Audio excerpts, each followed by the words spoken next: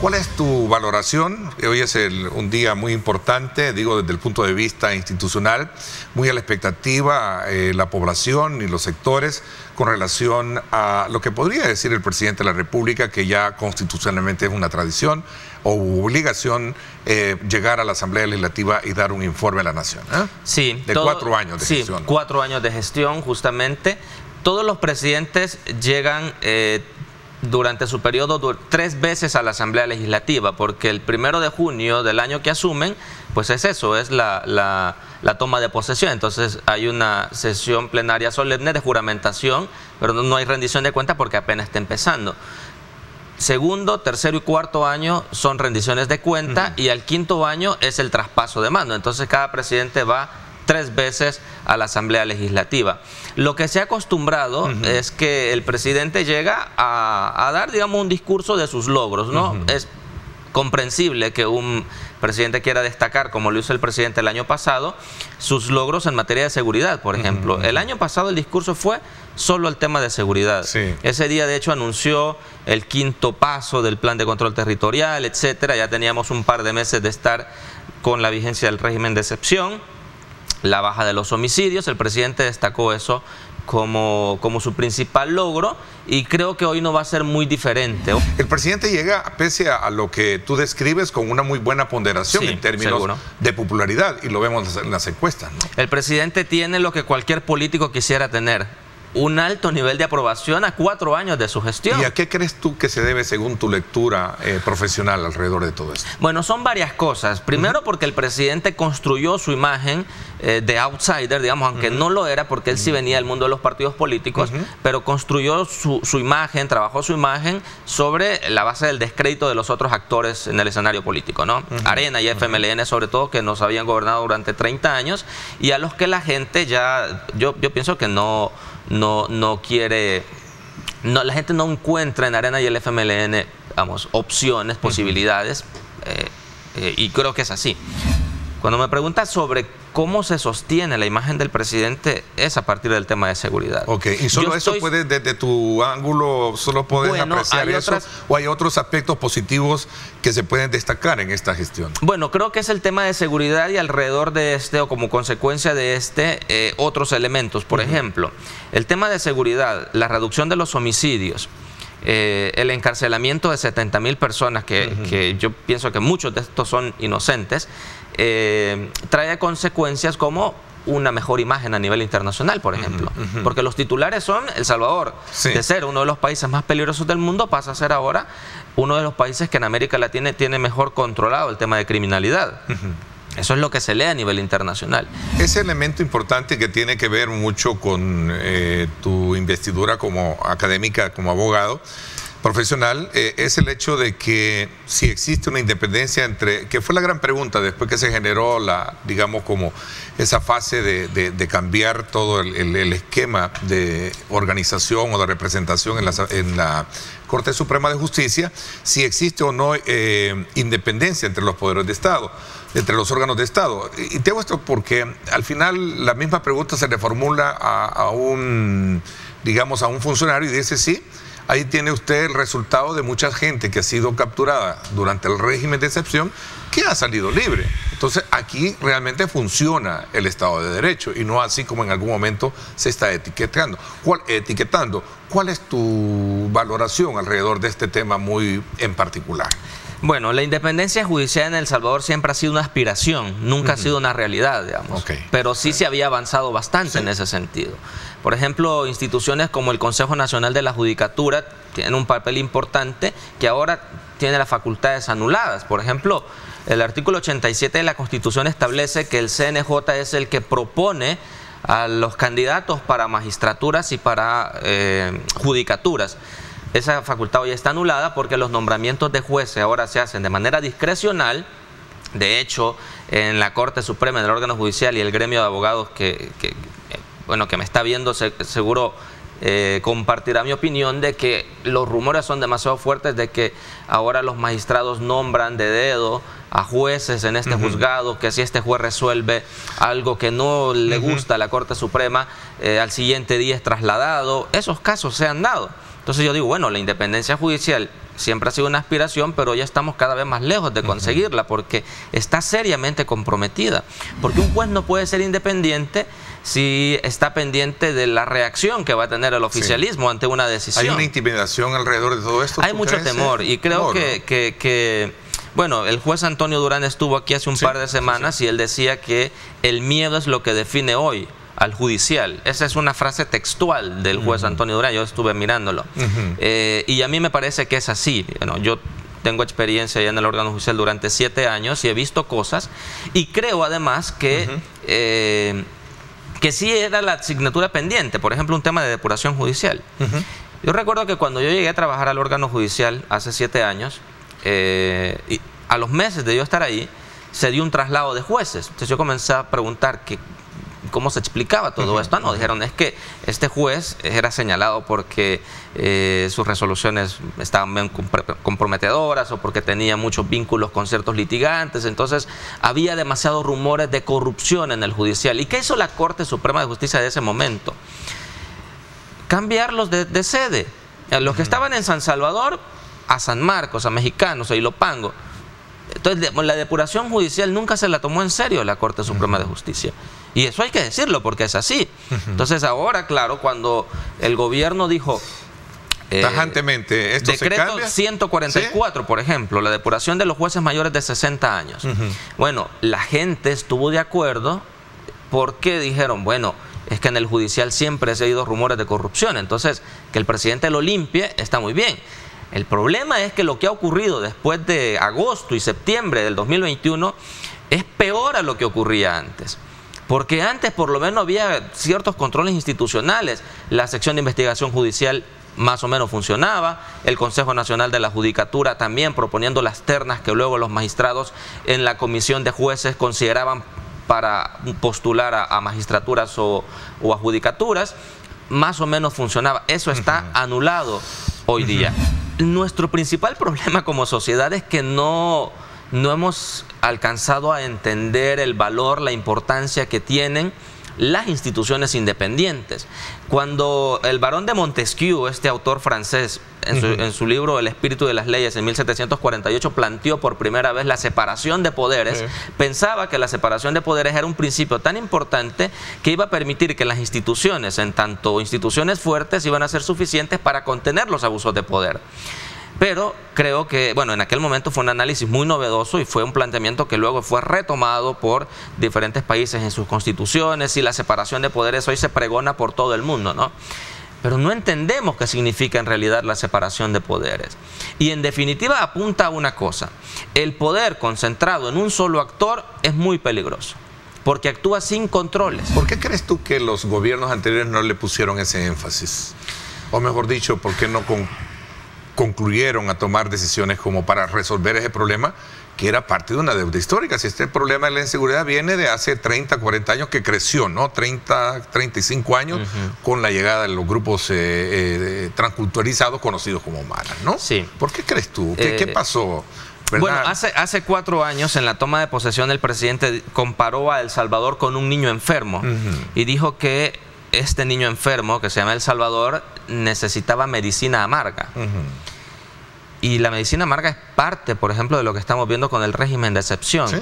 Las capturas masivas no iban a ser posibles en otro escenario en el que no fuera con el presidente controlando toda la institucionalidad. Porque ¿qué tal si los presidentes anteriores ejercen o implementan una acción de este tipo? Iban a tener controles institucionales, iban a tener a la PDDH controlando la situación en las cárceles, al judicial verificando que las detenciones se hicieran de la manera correcta. Porque entonces fue para bien en algún momento eso, fue para bien en algún momento, si no, no se hubiera resuelto. Entonces... Bueno, pero lo que intento decir más bien es que una medida de este tipo no es posible si no se vulneran derechos humanos. Ya, a eso apunto. El régimen de excepción es una marca hoy día. Claro, digamos, no es una política pública, pero es un plan gubernamental en tema de criminalidad. Pero a la vez también es una marca. Hablar de régimen de excepción, hablar de seguridad, es estar en el terreno del lenguaje oficial, digamos. ¿Y en el pasado no era lo mismo? ¿No se hacía lo mismo?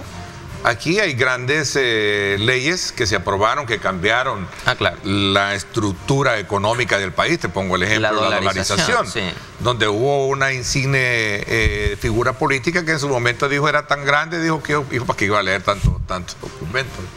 ¿Verdad? Aquí hubo un tema relacionado con las pensiones, que igual forma dijeron, bueno, yo para que ni atención le puse cuando se aprobó esa medianoche, ¿verdad? O sea, como que ha sido una práctica que a la larga se ha tenido. Ahora me da la impresión que a tu criterio esto es mucho más evidente en todos los... Es más evidente. En todos los ámbitos, ¿no? Es más evidente y también es, vamos, como el oficialismo y los diputados de Nuevas Ideas llegaron diciendo que eso iba a quedar en el pasado.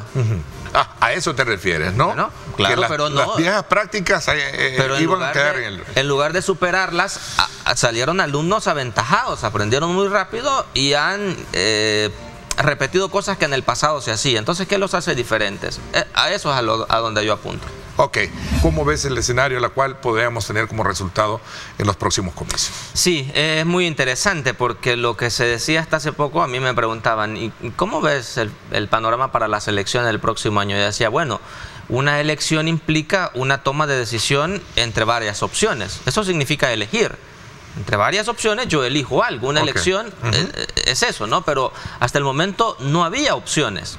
Yo creo que cualquier candidatura, que cualquier posibilidad de opción para la gente es importante. Independientemente de mi opinión sobre el abogado Luis Parada, a quien no conozco, no puedo emitir una opinión sobre él porque no lo conozco. Sí conozco a Celia Medrano y es una mujer a la que admiro y admiro su lucha, su compromiso, su trayectoria. De hecho, Celia estuvo nominada para ser director ejecutivo de la Comisión Interamericana de Derechos Humanos hace apenas 2 años. Sí. O sea, Celia es una mujer reconocida a nivel internacional por su defensa en los derechos humanos. De Celia sí puedo decir que la conozco y que me parece una mujer brillante y valiente. Del abogado Luis Parada no tengo opinión porque no lo conozco. Pero bueno, cualquier candidatura, digo, que se presente como una posibilidad para la gente es positiva. Que admiro, sí, el optimismo de Manuel Flores, porque lo escuchaba el otro día en una entrevista de radio decir que el FMLN se está recomponiendo y que él como candidato va a trabajar para que la imagen del FMLN se renueve.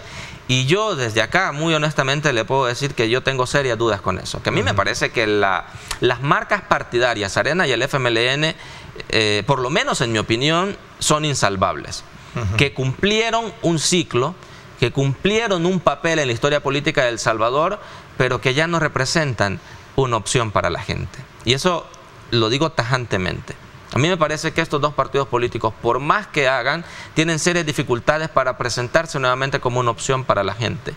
Tendrán su base, seguramente, tendrán su base de apoyo, lo que se conoce como el voto duro, que en las elecciones pasadas los abandonó y que llevó al FMLN a tener nada más de 23 diputados que tenía, a tener 4 ahora. Tienen una dinámica interna además muy problemática, porque ahí se habla de los grupos de no sé quién, del grupo de no sé quién, y tienen sus propios líos, ¿no? Entonces, pero a mí me parece eso, y además, porque me parece que en el FMLN, como en Arena, las juventudes de esos partidos, los liderazgos jóvenes no tienen el valor para dar un golpe sobre la mesa y redefinir las cosas en esos partidos. Para mí, la candidatura del presidente Bukele será un hecho político, algo que vamos a tener, querramos o no querramos, sea o no sea constitucional. Es algo que se va a dar, digo, la postulación de él como candidato. El respaldo constitucional de la resolución que le permite a él participar, no ser reelecto, sino participar.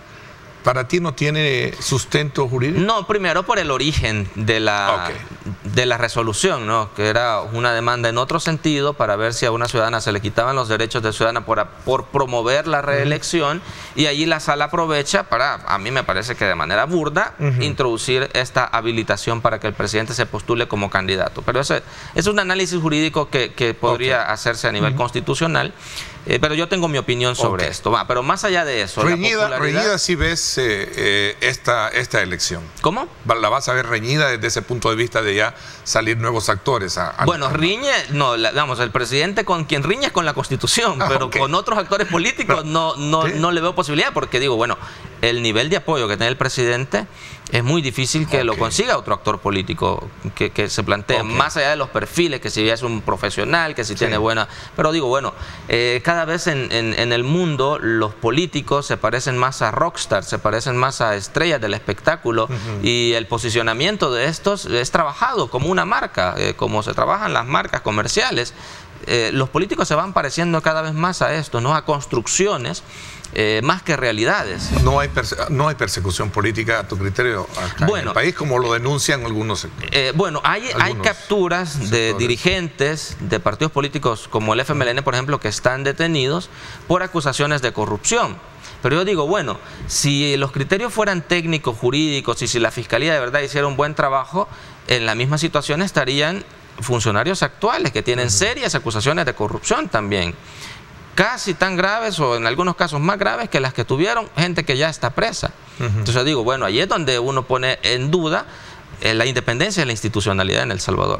El Tribunal Supremo Electoral. Sí, bueno, a mí me parece que el Tribunal... ¿Bajo qué reglas crees tú que se va a meter el país? Es un grave problema, porque ahora mismo tiene 3 días, por ejemplo, para elegir a la empresa que va a gestionar lo del voto electrónico, y no hay acuerdo. El Tribunal Supremo Electoral está liado, ahí tiene un lío terrible en cuanto a la organización. Cuando pensamos en el Tribunal Supremo Electoral, casi siempre nos concentramos en la figura de los magistrados. Y yo creo que en el montaje de una elección sí son importantes, pero son más importantes todas las personas que están detrás de los magistrados, que son los técnicos, expertos en temas electorales, y el Tribunal Supremo Electoral está lleno de esa gente, gente que ha hecho elecciones, que las ha sacado adelante, que cuando la Sala de lo Constitucional del 2009 al 2018 les metió el voto cruzado y el voto por rostro, supieron sacar adelante la elección. Creo que esta gente que sigue ahí en el Tribunal Supremo Electoral es la que sí va a lograr llevar adelante esta elección. ¿Qué se ha hecho en 4 años? Desde la perspectiva de esta nueva visión que se le introdujo, y sobre todo también la incorporación de otros actores en cuanto a separación de, digamos, de actividades o roles.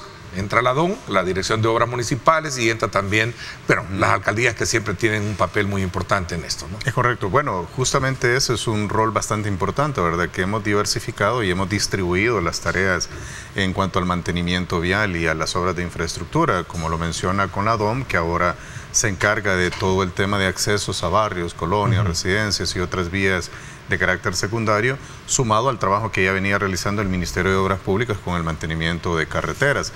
Ahora, el rol principal del FOVIAL siempre ha sido el mantenimiento de vías que conectan municipios y algunos ejes urbanos en las principales vías.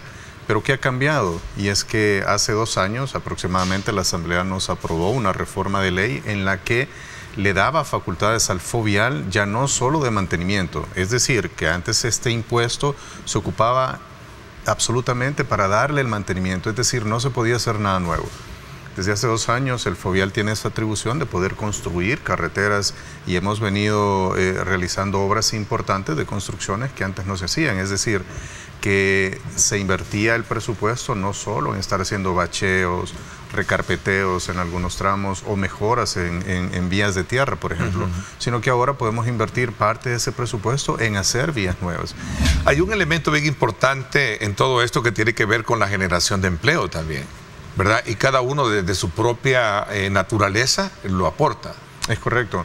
Bueno, de hecho desde FOVIAL iniciamos en el 2019, por ejemplo, con un promedio de 3.400 empleos, y eso lo hemos llevado a un nivel de un poco más de 5.200 empleos que se están generando en promedio en cada año de ejecución. Entonces, eso nos ha permitido casi llegar a un 50% de incremento en el tema de la generación de empleos, y hablo específicamente directos, no indirectos, ¿verdad? Porque esto, al crecer o al tener empleos de manera directa, pues el que suministra la ferretería, el que suministra los pétreos, el cemento, inclusive donde se llega a ejecutar un proyecto, la señora de la tienda o el microcomercio del sector, pues se va desarrollando. Entonces, al incrementar o al ejecutar un nuevo proyecto, pues ya pueden acceder vehículos que a lo mejor antes no podían. Entonces, este es un desarrollo bastante importante que no solo es el desarrollo directo de los empleos, sino lo que esto conlleva de manera indirecta. Hay un aspecto bien importante, la época de lluvia demanda de mayor atención, no solo con el énfasis de lo que estamos hablando, sino que también de otras. Sí, bueno, nosotros nos venimos preparando desde previo al invierno, ¿verdad? Venimos realizando actividades que son preventivas y estas pueden ser el chapeo, la tala de árboles, la recolección de toda esta basura que se acumula en los drenajes longitudinales en las carreteras, pero también en la ciudad pues realizamos tareas de prevención que son las limpiezas de tragantes, de cunetas y de algunos drenajes que pues por la naturaleza se acumula basura de uso común o maleza, hojas. Entonces, venir realizando esta tarea es bastante importante para que cuando se tengan las primeras lluvias, estas no estén obstruidas, ¿verdad? Y se generen las inundaciones que en algunos puntos se han venido realizando. Hemos venido realizando también trabajos importantes en algunos drenajes. Quiero mencionar, por ejemplo, sobre la 49 Avenida, en el Boulevard de los Héroes, en este sector. Hemos finalizado recientemente una obra bastante importante donde es un punto ha sido un punto de inundación tradicionalmente. Bueno, y ahora también, hoy en el marco de la celebración de los Juegos Centroamericanos, que es el escenario que va a tener, creo que hay que dejar, digamos, mejor esas condiciones, ¿no? Es importante. Nosotros todavía estamos en etapa, pese a que la obra ya finalizó su infraestructura, pues mantenemos un monitoreo y esto no va a parar. Yo quiero aprovechar para mencionar que pese a que la obra ha finalizado, tenemos digamos, una cualidad del invierno en nuestro sector, en nuestra región, que tenemos lluvias bastante intensas y lo que tradicionalmente antes, por poner un ejemplo, caía en 1 hora, hoy nos caen en 15 minutos. Entonces, esa cantidad de agua que se concentra en puntos específicos es la que nos genera inundaciones. Nosotros seguimos con un monitoreo. Es posible que haya un poco de retención de agua todavía en el sector porque convergen demasiados puntos por la pendiente, pero nosotros nos mantenemos y seguimos trabajando. Es decir, esta es una obra que acaba de finalizar. No significa que con eso se solventó. Seguimos trabajando con obras que van a futuro a sumarse a esta obra de drenaje que hemos hecho en este sector. A ver, vamos a aprovechar también proyectar o conocer lo que se ha proyectado en el trabajo de ejecución del mantenimiento, reconstrucción, por ejemplo. Vayámonos al interior de la República. En el caso del bypass de Usulután, ¿qué ha pasado ahí? Se supone que es una obra que está relativamente nueva, ¿no? Sí. Pero ya necesita ser tratada. Es correcto, esta obra pues fue finalizada, si recuerdo, por ahí por el 2002, entiendo, por ahí es muy cercano a eso. Sin embargo, pues la obra ha presentado algunas grietas longitudinales, transversales, un desprendimiento del fino. Para los usuarios del sector, pues se habrán percatado en determinado momento que hacía mucho ruido las llantas. Esa es una señal cuando uno baja los vidrios y escucha un zumbido de las llantas, es cuando hay bastante poro y esta carpeta de alguna manera tiene la grava expuesta. Entonces no estaba en su mejor condición y pues ya tenía un poco más de 20 años, ¿verdad?, de haber sido construida y pues nosotros hemos decidido hacer la rehabilitación, pero hemos querido dar y esos 20 años, perdón, ingeniero. Sí. Esos 20 años son los que traza un proyecto para darle, digamos, como el tiempo de vida de una carretera, o va a depender también del flujo vehicular que se tenga. Obviamente ahí pasa el fuerte de vehículos, ¿no? Así es. Bueno, va a depender de muchos factores, ¿verdad? Del tipo de tráfico, del uso, del tráfico promedio diario anual que por ahí circule, entre otras condiciones. ¿Del material específico? Del material específico también, del asfalto que se usa, por ejemplo, si es un asfalto ordinario, es un asfalto modificado. ¿Y qué es mejor construir ahora, o reparar, o reconstruir? ¿El concreto asfáltico o concreto hidráulico? Buena pregunta. Va a depender definitivamente de muchas condiciones. Presupuestariamente, si lo queremos ver de esta manera, va a resultar un poco más caro hacer una carretera de concreto hidráulico. Por ejemplo, este material más claro. Va a demandar menos mantenimiento, pero su inversión inicial va a ser considerable. Si la hacemos de concreto asfáltico, que es el material negro que vemos, el costo va a ser menor, pero va a demandar un poco más de mantenimiento. Entonces, Es de manera pues general, lo podemos ver de esta forma, pero sí va a depender de las exigencias de carga, de demanda, de velocidad, de topografía, en fin, hay varios factores, pero quiero decir que ambos materiales son... A ver, y el caso de la carretera San Juan Opico, que también es una conexión muy importante, alivia muchísimo también parte del tráfico que conecta, no sé si es el periférico norte, sería sí, ese es correcto. ¿Verdad? Es correcto. Bueno, hemos recién finalizado, después de la intervención del paso a desnivel, que todavía hay algunas obras ahí que se están ejecutando. Esto lo estamos haciendo de la mano con el Ministerio de Obras Públicas.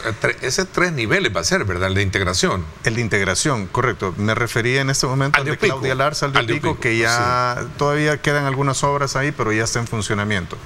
Pero recordemos que va a iniciar el proyecto de los Chorros, ya está adjudicado, ahorita están en gran expectativa con los Chorros. Correcto, entonces teníamos que tener una vía alterna, una alternativa para ingresar a la capital desde el occidente, por eso se tomó la decisión a inicio de año de hacer la rehabilitación total del tramo que menciona, que es desde el desvío de Opico hacia la integración o hacia Nejapa.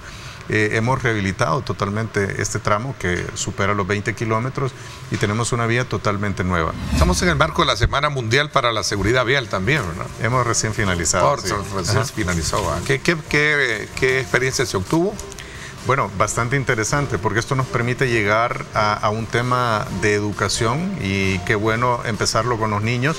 Estuvimos junto con el Ministerio de Obras Públicas, FONAP, Viceministerio de Transporte, Ministerio de Educación, y es importante darnos cuenta que ahora es una materia, digamos, que está incluida en la asignatura de sociales, en el cual nos permite que los niños vayan conociendo qué es lo adecuado, qué es lo que debemos hacer, qué es lo que no debemos hacer en una vía. Y es importante darnos cuenta que si nosotros empezamos con estos chiquitines, desde pequeños a que sepan lo que no se debe hacer, resolvemos buena parte del problema. Entonces, este tipo de visitas que nosotros estamos haciendo desde Fluviales, a través de juegos lúdicos, es irles enseñando cuáles son los significados de las señales, cuáles son los comportamientos adecuados y pues nos permite que ellos, a través del juego, vayan comprendiendo la importancia de saberse conducir en aquel. Qué bueno.